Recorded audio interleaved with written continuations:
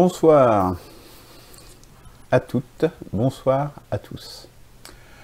Je vous souhaite une bonne journée et une bonne soirée avant de commencer cette nouvelle séance des mercredis de l'espoir dans laquelle Maya va d'abord nous expliquer ce qu'est la Constitution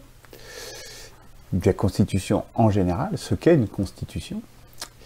Et puis, nous examinerons, après cela, je répondrai à deux questions que se posent les gens, d'une manière générale, par rapport à une candidature à la présidentielle. Donc, première question concerne l'avenir de la France. Comment est-ce que je vois l'avenir de notre pays? Donc ça, c'est une première chose. Et deuxièmement, comment, que signifient les mots liberté, égalité, fraternité, c'est-à-dire la devise de notre pays, que signifient ces mots pour moi? Et donc, voilà, on est centré, je dirais, sur le sujet de notre nation française. Alors,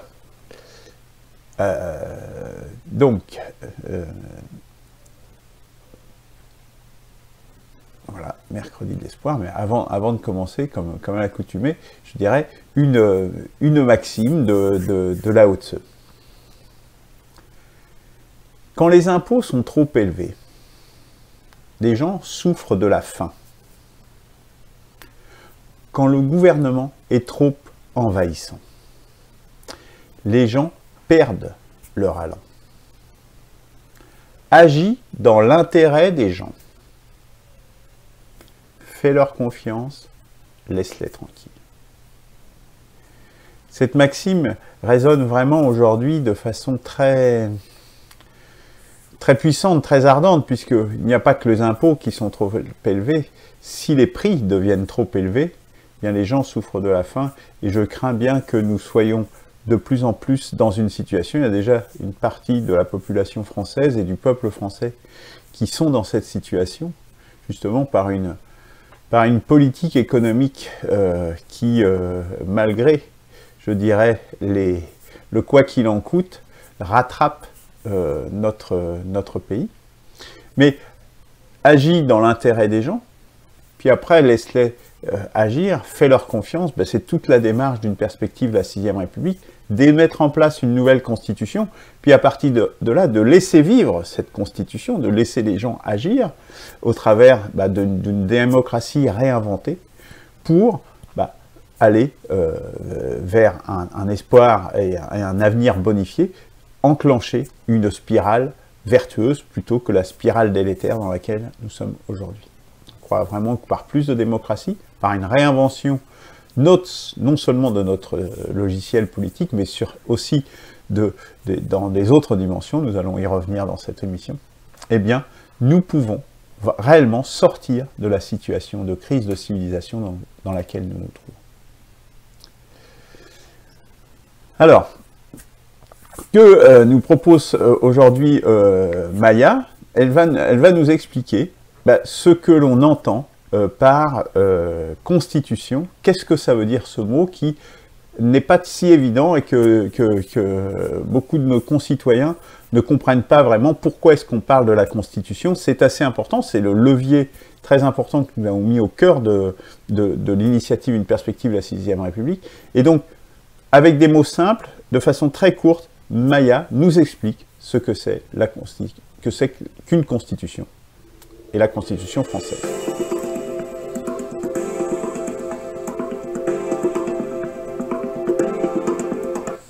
Bonjour.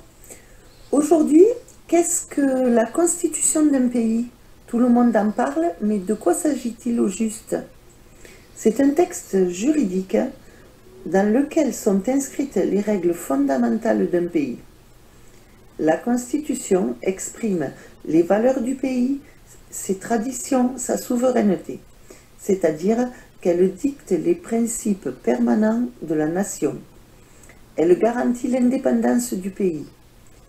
Elle doit aussi assurer la séparation et la répartition harmonieuse des pouvoirs de l'État au service des intérêts fondamentaux du peuple.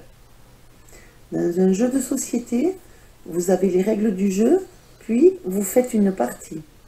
Pour un État, les règles du jeu sont inscrites dans la Constitution.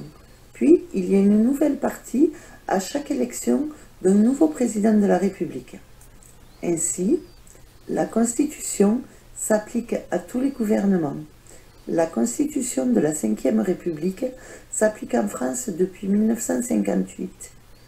Attention, changer de Constitution permet de changer le système politique en profondeur et ainsi d'imposer au gouvernement la volonté du peuple.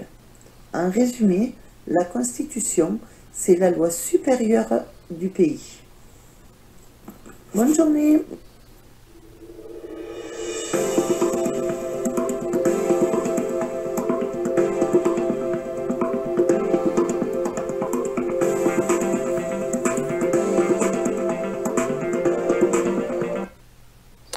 Bien, merci Maya de cette explication tout à fait claire, tout à fait simple, et je pense que tout le monde peut comprendre. Alors ce n'est pas une définition académique, hein, les académiciens trouveront peut-être cette définition pas un peu assez différente de celle que l'on donne habituellement, mais c'est notre mantra, je dirais, notre vocation, c'est aussi de rendre accessible au plus grand nombre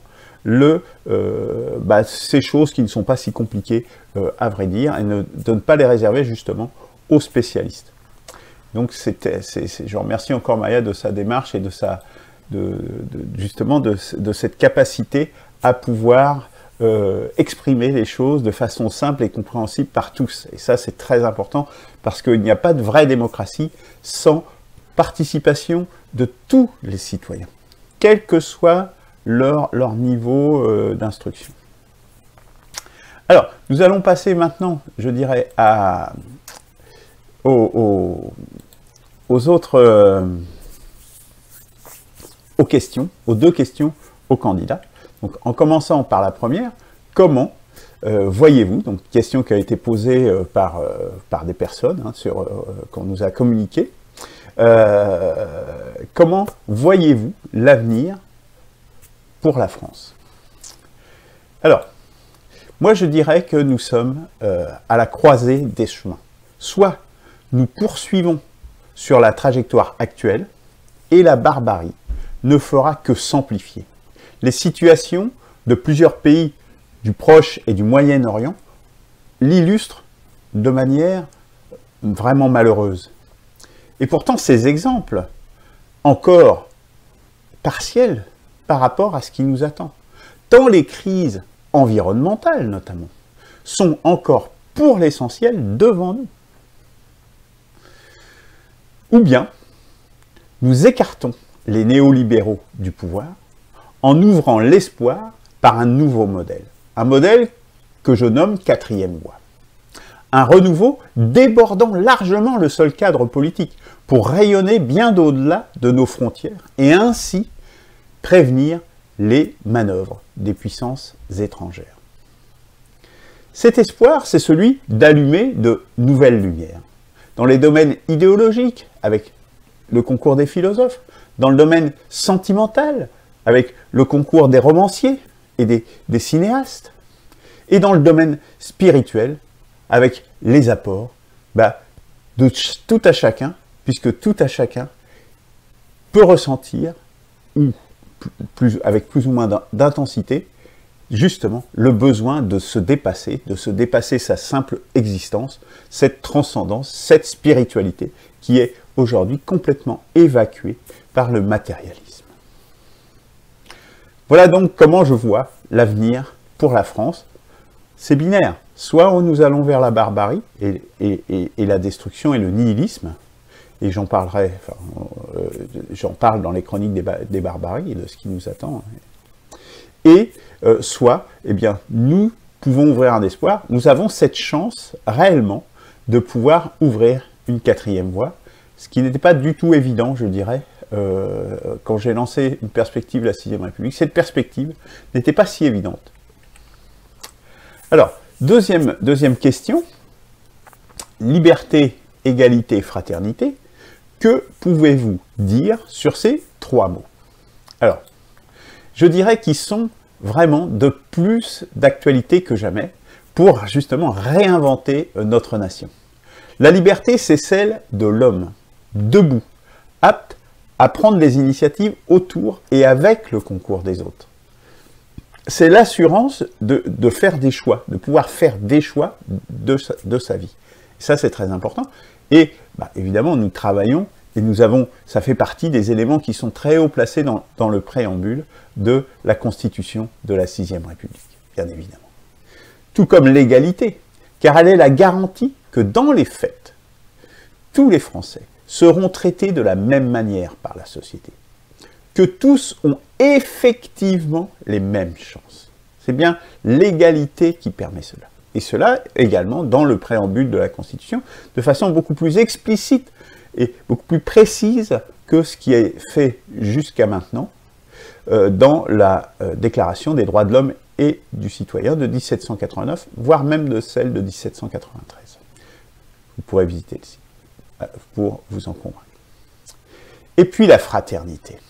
La fraternité, je dirais que nos ancêtres, quand ils ont mis ce mot, vraiment, ils se sont vraiment projetés dans l'avenir, parce que c'est ce mot-là qui va nous permettre de nous en sortir. Parce que l'égalité et la liberté, on voit bien qu'ils ont tendance à pouvoir s'opposer. Hein. Vous vous rappelez ce symbole du yin et du yang, c'est un peu ça, hein, le symbole d'origine chinoise. Eh bien, ce qui permet de maintenir dans la même sphère, dans le même cercle, tout cela, ces forces qui s'opposent, eh bien, c'est la fraternité. Et la fraternité, elle est le lien entre ces deux valeurs, par la possibilité de les accorder sans jamais que l'une ne prenne le pas de façon écrasante sur l'autre. Voilà très exactement le modèle de la 6e République, donc proposé, et donc qui est pour la première fois donne son vrai sens au mot de fraternité.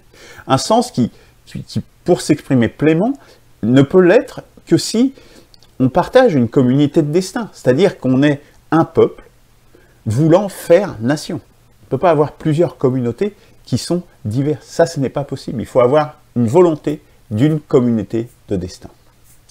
Alors, j'ai développé cela, notamment, ces trois mots, liberté, égalité et surtout fraternité, dans l'émission des Mercredis de l'Espoir du 10 mars 2021, que vous pourrez retrouver sur le site et que je vous invite donc à aller voir, parce que justement je développe cela encore plus de façon plus approfondie, et en lui donnant justement toute sa substance. Voilà. Voilà donc ce que je pouvais dire sur ces quelques mots.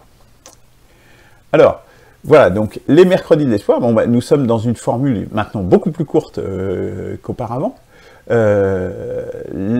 Vendredi prochain, donc, nous allons observer les conséquences qu'aura une guerre nucléaire, malheureusement de plus en plus probable, sur notre planète. Hein. Donc, il y a des simulations qui ont été faites, des études qui ont été menées par différents groupes et par des groupes de recherche à ce sujet. Et donc, nous examinerons ce que seraient justement les conséquences sur notre planète d'une guerre nucléaire. Et je ne veux pas anticiper, mais je crois qu'il y a beaucoup d'illusions qui existent là-dedans, d'essayer de personnes qui pensent qu'on pourrait passer au travers de cette barbarie. Eh bien, nous allons voir qu'il y a bien peu de chance, à vrai dire. Voilà, je vous souhaite une bonne fin de journée. Ces Mercredis de l'Espoir sont désormais terminés. Je vous dis donc à vendredi et à la semaine prochaine. Au revoir.